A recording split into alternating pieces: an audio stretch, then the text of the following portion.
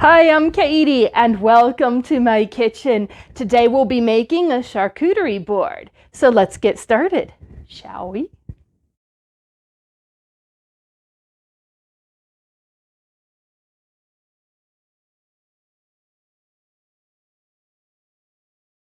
So what we need to talk about is the surface on which you will be assembling your charcuterie board. I have a couple of different options here for you to see.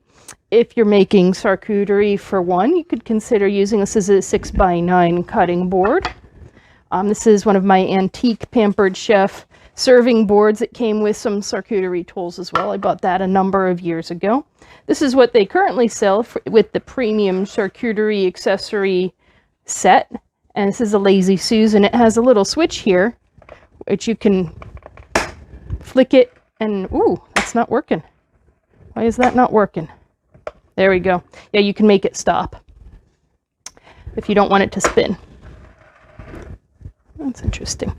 All right, but what we're going to use for our demonstration is the pizza peel.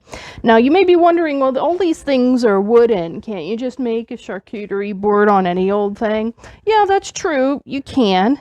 But if you want the maximum flex and maximum visual appeal, and charcuterie is all about visual appeal at the end of the day, really, we're going to use a pizza peel for that. The wooden surface with its nice natural grain texture, it really gives a nice presentation to the meats and cheeses and vegetables and things that we're going to put on our board together. So yeah, for our purposes, we're going to use this, but if you were making for yourself, you could consider a smaller board or even just a plain cutting board. Also, what I'm going to do, I'm going to cover this with a layer of parchment paper, so that will help me clean up. So, got the pizza peel. Let's get started on assembling this bad boy, shall we?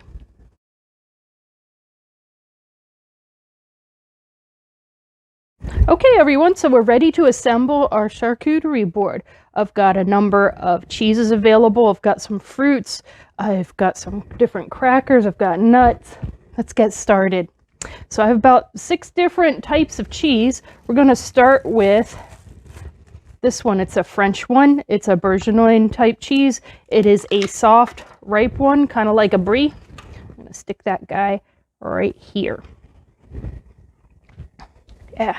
So we're going to leave the brie here to be chunked, and we're going to put some other ones in it. Let's garnish him with some nice grapes here. So the point of a charcuterie board, you can have any kind of number of anything. You can have a cheese, a meat, something briny, like maybe some olives. Got some olives to go with it. I've got some nice nuts here to go with it. Over here I have another kind of cheese. This is cream cheese that's been put in the fridge to kind of harden. It's topped with a gastrique. Basically, the gastrique is a simple syrup made of water and vinegar that's been boiled until it's a little syrupy, cooled. And these are shallots and jalapeno peppers. So you pour the syrup over the onions and the pepper, and they cook a little slightly as they chill, and then you top that with fresh ground pepper, and you've got your gastrique. So stick him right here. One of our favorite cheeses here, this is an aged manchego, and this is one we like a lot. It's made with sheep cheese. We're going to cut him up real quick here.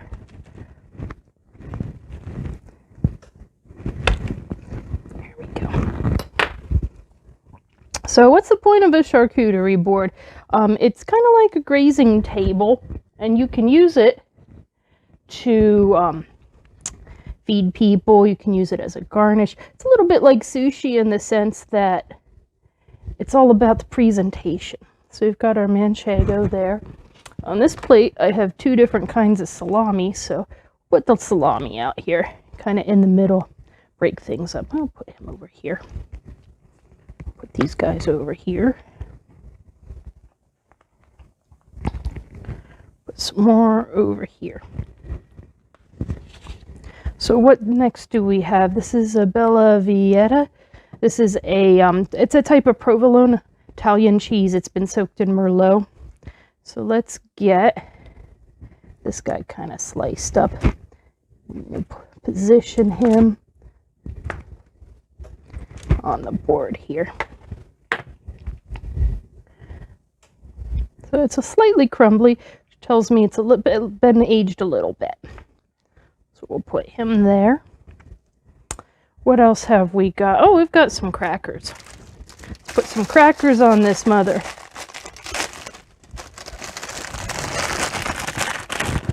So you don't want to have too much of any one thing stacked up. Let's put some other crackers here.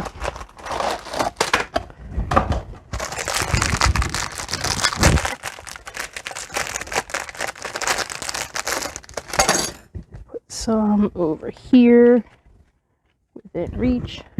Actually, you know what? These are good dippy crackers. I want them to go by this over here because this is meant for dipping. So what else? We've got our olives, we've got our nuts, we've got some things over here. Oh, I've got some dried apricots.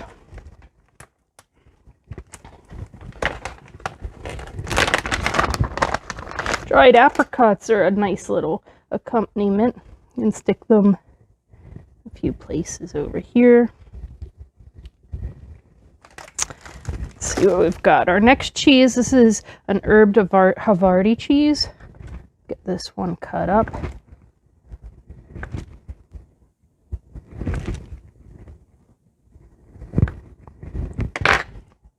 I'll put him right here. Let's add a few more salamis by him. But what I didn't include just yet, and I spent a lot of time doing this, I have one of my favorite types of charcuterie meat is Serrano ham. So I like to take the strips and I make little rosettes out of them. And you can put these things, you can tuck them into corners between different cheeses. Sometimes they don't stay together. I watched a YouTube video on how to make salami rosettes, and I practiced it, and at the end of the day I decided to do what I normally do, which is this. So this cheese, this is an aged cheddar. Let's get him chunked up. Hey, you stay back there. So when I make a charcuterie board, I like it to be visually appealing, but I don't want it to be so full of things that the contents are falling off. Ooh, that didn't work too well. There we go. So there's our cheddar right there. What else can we garnish? Oh, yeah, grapes go good with cheddar, so we'll put some more grapes over there. The last cheese that I have for our charcuterie board is one of my favorites. This is double Gloucester Cotswold. And what does that mean? It sounds like some weird English cheese. It kind of is. Well, it's an English cheese. I wouldn't say it's weird. It's very tasty. But it is a type of cheese called double Gloucester. It's made with cow milk, and it has chives in it. And this is one that's, you don't see it too often in America, but it's very common over there. Although double Gloucester, as a rule, is a common cheese in the UK, and it normally doesn't have stuff in it. So how are we gonna, let's line them up like soldiers. Line them up like this. There we go. We'll put some more of these guys in there with them. I like the security guards. Our little Serrano hams. So you can make your charcuterie board however you would like. This is how I'm making it today. It's never the same thing twice. So every time I make one of these, it's going to be a little different. It will depend wildly on what meats and cheeses I have to hand. Oh yeah, we can put some more apple. That's a Granny Smith apple. I have some of these things. I can't show you. There we go. Got some berries. You could nestle some berries in between. These are nice blackberries. I've got another kind of cracker that I want to put on here.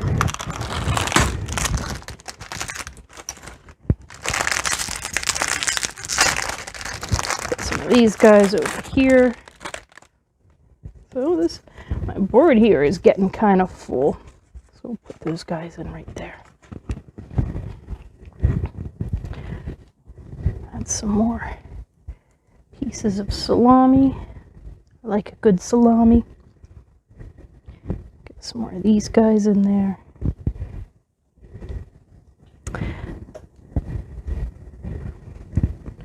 So that's basically it. You saw how easy that was and how quickly it came together.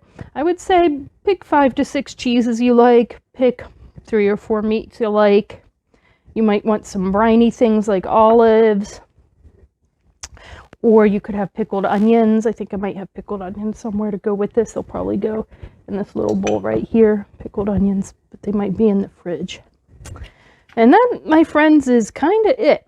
You might want to serve this with some croutons if you want to dip in a crouton. I have fresh bread being baked right now. That'll go with it. I'm doing some baguettes. So you can take the soft cheese and smear it on a hot baguette. That's really good. So you saw how easy this is. I want to see what yours are. So if you could drop a picture or link to a picture in the comments. Let's see what you can do. Can you do better than me? Probably. Well, not probably. Everybody's is a little different. I wouldn't say better is the word. I would say different. So show me what you would do. And what I would do is put some more grapes over here. They're probably going to roll right off. That's okay. So yeah, that's my charcuterie board for tonight. It's going to feed my husband and I for dinner. And we will enjoy it with a nice Bordeaux wine. So thanks for watching, everybody, and I hope you've enjoyed this presentation. Please take a minute and fill out the survey at the end of the workshop. Ooh, that's the bread. The bread's done. Yeah, take the survey. Tell me how I did. Tell me what you'd like to see. Next time I'll be doing something completely different to this, so we'll see what we find up with. So take care, everybody, and have a great day.